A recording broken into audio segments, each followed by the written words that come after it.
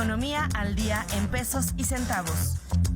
Un programa de análisis y entrevistas de interés económico, financiero y social. Comenzamos. Hola, ¿qué tal? Muy buenos días. Les saluda con el gusto de siempre Alberto Pastrana, titular de este espacio denominado Economía al Día en Pesos y Centavos, el programa de Economía y Finanzas de nuestra querida Universidad Autónoma de Querétaro. Les saludo con muchísimo gusto.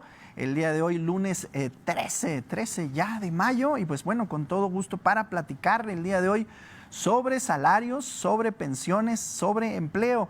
Hay muchísimos datos que vale la pena recabar sobre este primer ya cuatrimestre del año 2024, que se han dado pues muchas noticias en estos tenores, en estos sentidos, y que el día de hoy pues bueno, vamos a estar platicando, vamos a estar llevando a ustedes un poco de este material con el fin de mantenerlos, por supuesto, informados, que tomen las mejores decisiones en casa. Y pues bueno, también para mí es un placer, un gusto darle la más cordial bienvenida a quien nos va a estar acompañando con su muy puntual punto de vista, con su análisis. Él es el doctor de la Garza, quien me acompañará en esta ocasión a través de herramientas de telepresencia. Mi estimado doctor Bruno de la Garza, te saludo muy cordialmente. Muy buenos días. ¿Cómo te encuentras el día de hoy?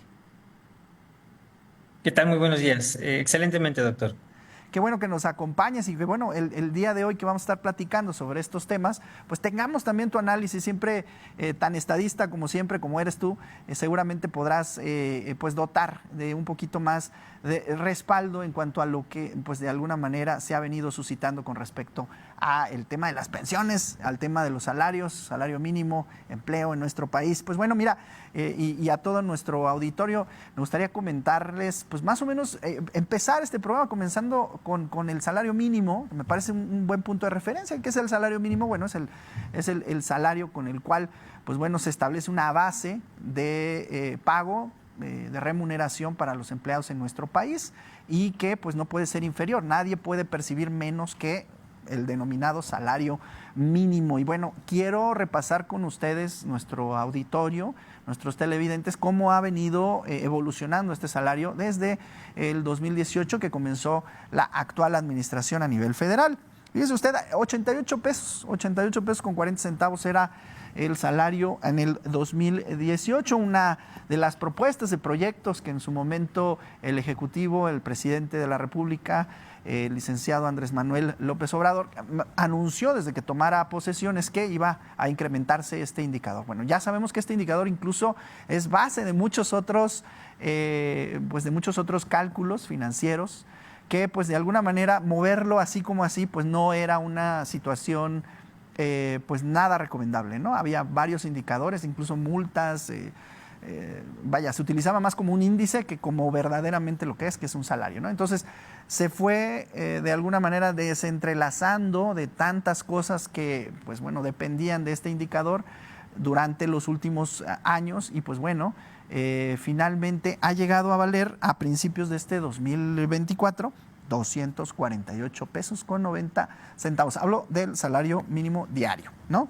De 88,40 pesos a 248 pesos con 90 centavos. Un incremento bastante sustancial. Le puedo más o menos ir diciendo, es entre 15 a 20% que fue incrementándose año con año desde 2018, 19, 20, 21, 22, 23 y 24. Así acaba el salario mínimo. ¿Y qué es lo que ocurre? Que bueno, evidentemente pues está hecho en beneficio de los trabajadores. Ya si lo hacemos, digamos, mensualizado, pues queda por encima de los 7,000 pesos, ¿no? 7,000 pesos mensuales que de alguna manera percibe como mínimo en este país cualquier persona. Y bueno, ¿por qué comienzo con este indicador? Porque pues recientemente el gobierno de la República ha publicado una reforma. Bueno, es un subsidio que se actualizó pues muy recientemente en un boletín del gobierno de México del 2 de mayo, aquí recientemente informado. Se actualiza el subsidio para el empleo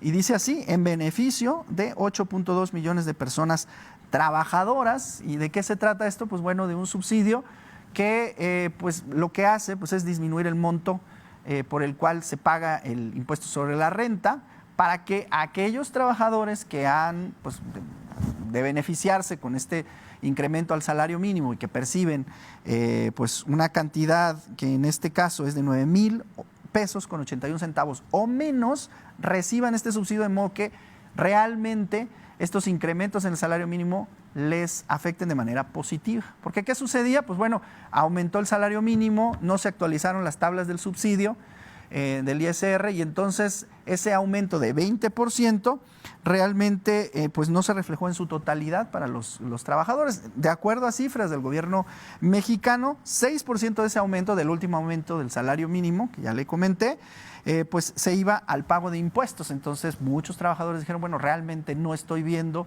un aporte significativo, porque de todos modos se lo tengo que regresar al gobierno. A razón de este argumento, pues bueno, este subsidio pues bueno, se actualiza, y pues la idea que el gobierno mexicano por lo menos pretende es que se dé ese 20%, que sea más efectivo en el salario de los trabajadores, y esta es una de las noticias más relevantes de manera reciente. ¿Por qué? Porque también hace un par de semanas, en pleno debate presidencial, en plena contienda por la presidencia de la República, que actualmente pues es lo que se suscita en nuestro país, pues también por ahí hay algunas propuestas, interesantes propuestas. Una de las propuestas, uno de los candidatos ha propuesto que, pues bueno, de alguna manera se condone, no menciona si es a través de un subsidio, todavía digamos que está muy genérica la propuesta, pero que quienes ganen 15,000 pesos o menos no paguen ISR. Así fue la propuesta como tal, y inmediatamente después, a lo mejor, quién sabe, ¿no?, si es una coincidencia o no, se anuncia este subsidio. Es muy interesante que así se dé, y pues bueno, por ahí están de alguna manera los efectos políticos en la economía y viceversa. Y bueno, aquí me gustaría mucho invitar a nuestro analista, el doctor Bruno de la Garza, que pues de alguna manera nos pues ilustres, mi estimado doctor, sobre cuál es tu visión sobre esta nueva reforma en el subsidio para el empleo en beneficio de 8.2 millones de personas trabajadoras, mi estimado doctor Bruno de la Garza. Claro que sí. Bueno, ya nos mencionabas algunos datos sobre el incremento al salario mínimo, que ha sido algo sumamente positivo en los últimos años. Recordemos que en 2018, cuando comienza la actual administración, el salario mínimo se encontraba en un rango de 88 pesos con 36 centavos. Posteriormente a este nivel base se dieron algunos incrementos significativos del 16% para el 2019, luego 20% para el 2020, 15% para el 2021, 22% para el 2022 y 20% para el 2023. Esto en términos absolutos, es decir, para realmente ver el efecto de este incremento en el nivel de salario mínimo de 88 pesos con 36 centavos a 207,44 en 2023, tendríamos que descontar también los efectos de la inflación. Recordemos que hemos vivido, bueno, los años con mayor inflación en las últimas 3 décadas. Si quisiéramos únicamente analizar el último año, tal vez el cambio de 2022 a 2023, estaríamos viendo que en términos reales no incrementó 20% el salario mínimo, sino solamente 13,73%. ¿Esto por qué? Bueno, ya descontando el efecto de la inflación, esto sería lo que realmente incrementó el salario mínimo, que aún descontando el efecto inflacionario, vemos que tenemos un incremento pues de más de 2 dígitos, lo cual es algo sumamente positivo. Como ya referías, el salario mínimo se ha utilizado como una medida estandarizada para determinar varios indicadores en nuestra economía. Uno de ellos era las multas, como ya conocíamos. Por eso se creó la UMA, la unidad de medida de medida y actualización, para poder desindexar los salarios mínimos de las multas, y de esta forma poder hacer los incrementos que se han llevado a cabo durante los últimos años y que no afectara a este tipo de contribución como son las multas. Hablando de subsidio al empleo, esta es una medida que se aplica en nuestra ley de impuesto sobre la renta. Recordemos que la principal fuente de ingresos en nuestro país actualmente son los impuestos, los tributos. Y dentro de los impuestos son el impuesto sobre la renta, es el que más aporta, seguido del impuesto al valor agregado y después el impuesto especial sobre producción y servicios, el IEPS. El impuesto sobre la renta es un impuesto progresivo.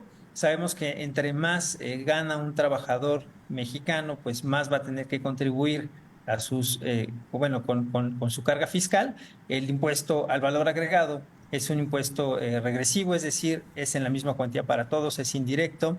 Cuando tú compras algún producto, probablemente ya trae este 16% grabado, aunque también tenemos los productos que son exentos y los productos que tienen tasa cero, que vienen especificados en nuestra ley de IVA. Y además tenemos la ley de IEPS, donde tenemos algunos productos como la gasolina, el tabaco, el alcohol y los alimentos con alta densidad calórica, que tienen tasas variables. Respecto al impuesto sobre la renta, en esta ley en particular, teníamos un apartado que se introdujo en 2007, que es el del subsidio al empleo. Justamente como su nombre lo indica y como ya nos lo referías, es una forma de apoyar a los trabajadores con menores ingresos. Así como teníamos una tabla donde venían los ingresos por trabajador de menor a mayor, donde el que más gana pues tendrá la tasa más alta, que es la del 35%, y el que más gana tendrá la tasa más baja, pues de la misma forma contamos con una tabla de subsidio al empleo, que como te comento, se instituyó en 2007, se reformó en 2017, pero no se había modificado o no se había actualizado y no consideraba estos incrementos al salario mínimo. De tal forma que si tú ganabas menos de 7,382 pesos con 34 centavos, por debajo de este nivel, tú te hacías pues, acreedor al subsidio al empleo, que iba desde los 217 pesos hasta los 407 pesos con centavos. Entre más bajo fuera tu remuneración, pues mayor iba a ser este subsidio. Como se encuentra dentro de la ley de impuestos sobre la renta, justamente como el nombre lo indica, lo que subsidia es el impuesto sobre la renta. De tal forma que si tu impuesto sobre la renta es bajo porque pues, tu remuneración como asalariado es baja, este subsidio, perdón, sobre el empleo, pues entraría a compensar este impuesto que tienes que pagar, te lo estaría subsidiando el gobierno, para que de esta forma no te lo tuviera que descontar tu patrón al momento de pues pagarte tu remuneración. Es decir, si te iban a descontar por impuestos sobre la renta tal vez 500 pesos y entras dentro de la tabla, pues y tienes un subsidio de 217, pues lo descontaríamos este subsidio de 217. Y si el impuesto sobre la renta fuera menor que el subsidio al empleo, entonces el patrón tendría que darle al trabajador esta diferencia del subsidio al empleo. De esta forma es como servía en apoyo a los trabajadores con menor ingreso. Lo que sucede actualmente es, al tener estos incrementos tan significativos en términos absolutos, pues ese es más del 100%. Si pasas de 88 a 207, pues es un aumento sumamente significativo, y las personas que pues tienen un ingreso en términos nominales, es decir, en pesos, así como lo contamos nosotros, sin tener en cuenta la cuestión del poder adquisitivo, porque sabemos que de manera general a todos nos ha afectado el poder adquisitivo por la inflación, ha disminuido. De forma general, lo que sucedió con esta tabla que no se había actualizado es que pues ya prácticamente pues nadie podía acceder a este subsidio para el empleo, porque simplemente el salario mínimo pues ya se encontraba muy alrededor o hasta por encima de este nivel que teníamos en la tabla. Por eso es que se actualiza a través de un decreto del Ejecutivo. De hecho, este decreto es realmente reciente, se anunció apenas el 2 de mayo. Donde esta tabla pues se actualiza, y el límite superior ya no será de 7,382 pesos, sino de 9,081 pesos, como tú lo indicas, para poder seguir beneficiando a alguna población en particular que se ha identificado, estos 8,2 millones de trabajadores que se van a ver beneficiados, porque o ya no les van a tener que retener ese impuesto sobre la renta que va a ser subsidiado, o si tienen una diferencia donde es mayor el subsidio que el impuesto sobre la renta, pues se les va a estar pagando directamente a los trabajadores, Alberto.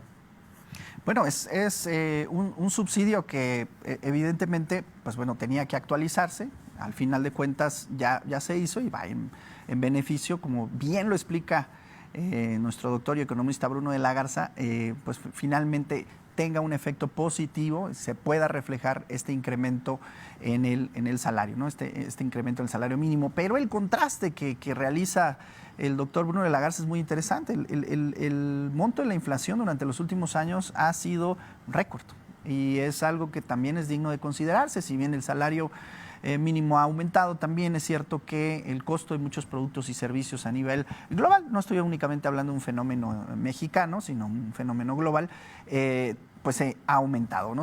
Las cosas se encarecieron durante estos años, han sido muchos los factores que pues de alguna manera han afectado, y los hemos comentado en este programa, y que pues de alguna manera u otra también merecen atención. Hay que estar muy pendientes, ahora que es el tiempo del contraste en las propuestas, ahora que es el tiempo de pues de alguna manera de esta recopilación de información del último sexenio, verificar cómo se encuentran estos datos económicos, celebrar algunas cosas, ¿no? Por ejemplo, sí es bueno que el salario mínimo se haya incrementado, sí es bueno que también de alguna manera se esté pensando en una pensión digna y otros muchos factores, pero también es importante contrastar y entender y analizar cómo es que estas situaciones finalmente pueden afectarnos, o si bien nada más algunas de estas cosas pueden ser un simple discurso electorero, ¿no? Y que también es importante hacer ese discernimiento, ¿no? Me gustaría comentarles, y en el terreno, en el tenor del empleo, pues una de las principales fuentes de empleo en nuestro país es el emprendimiento. Ya hemos traído a su programa Economía al Día en Pesos y Centavos a gente pues que de alguna manera nos viene a platicar cuáles son sus experiencias en torno al emprendimiento. Y es que ahora la Universidad Autónoma de Querétaro, a través de la Secretaría de Investigación, Innovación y Posgrado, a partir del martes pasado, el martes 7 de mayo, publicado una convocatoria en apoyo al emprendimiento, y esta convocatoria probablemente te pueda interesar porque no está únicamente dirigida a la población universitaria, sino también al público en general.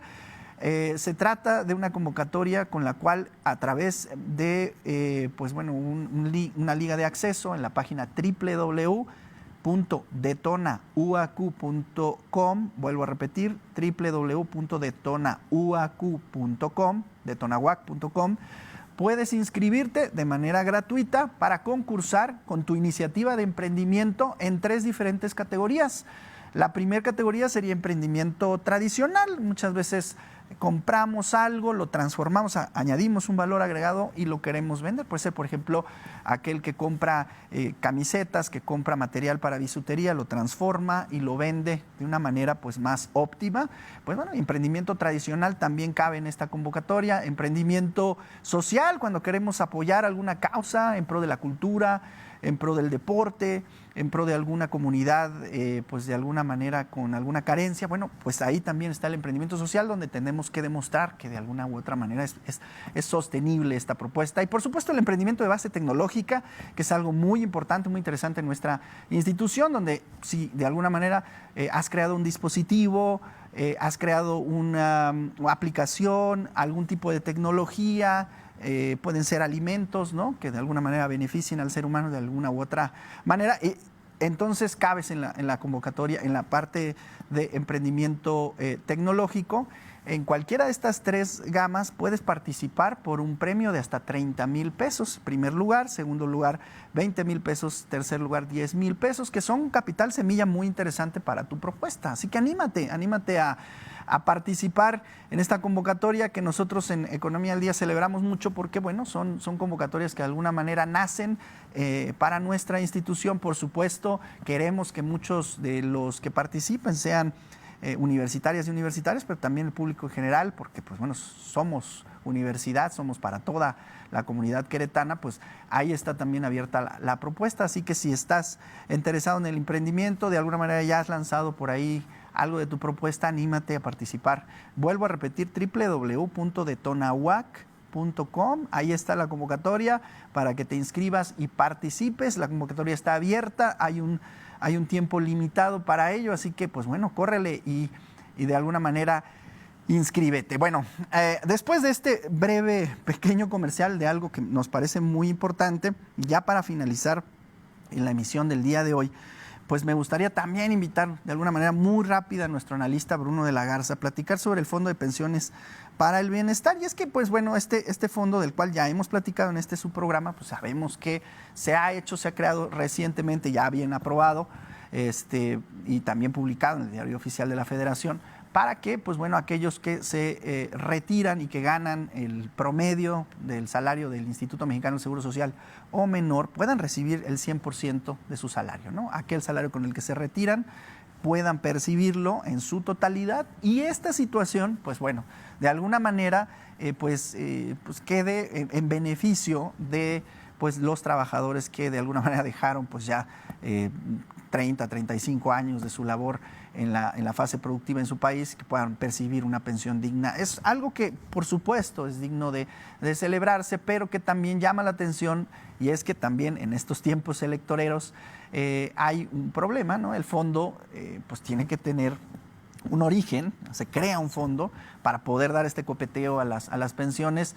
La controversia nace de que pues, este dinero se toma de las cuentas no reclamadas de la gente que trabaja y que tiene su Afore y que se encuentra dentro del esquema de la ley del 97 y que pues tiene 70 años o más. De este dinero se crea un fondo que se dice es de alrededor de 40,000 millones de pesos y que pues daría pie para pagar. Lo que llama la atención es que podría no ser suficiente, tan solo para el primer año se necesitarían alrededor de 8,000 de estos 40,000 millones, y que pues bueno, esto es en incremento, ¿no? Cada año tendría que se jubila más gente y más gente por un efecto poblacional, demográfico, que ya todos conocemos en nuestro país, y que pues obviamente podría ser un gran problema para la siguiente administración. A partir del tercer año no está muy claro cómo se podría financiar este fondo.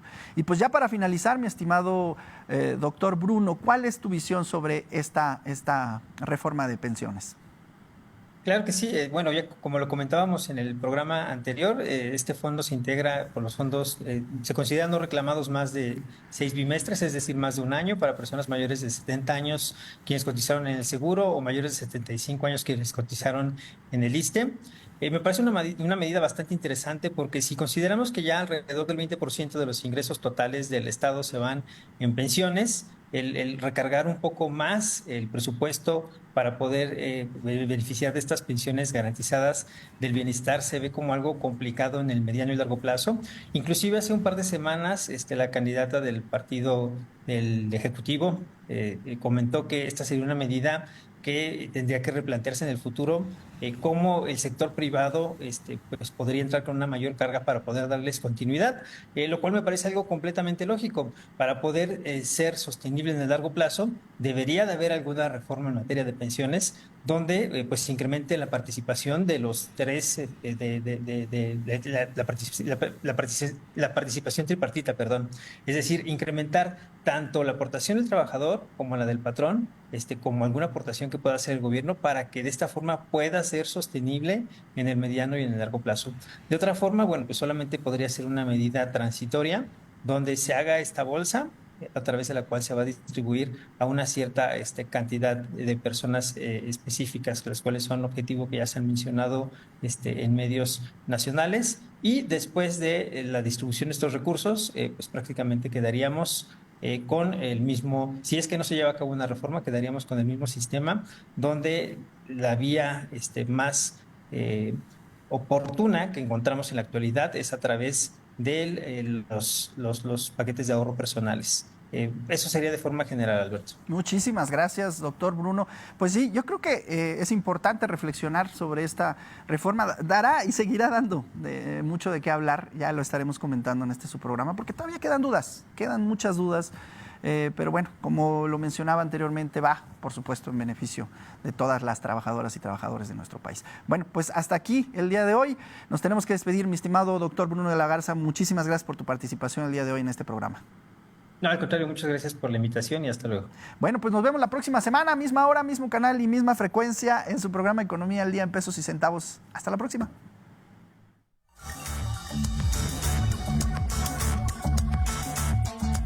Gracias por sintonizarnos. Te esperamos en nuestra siguiente emisión. Hasta la próxima.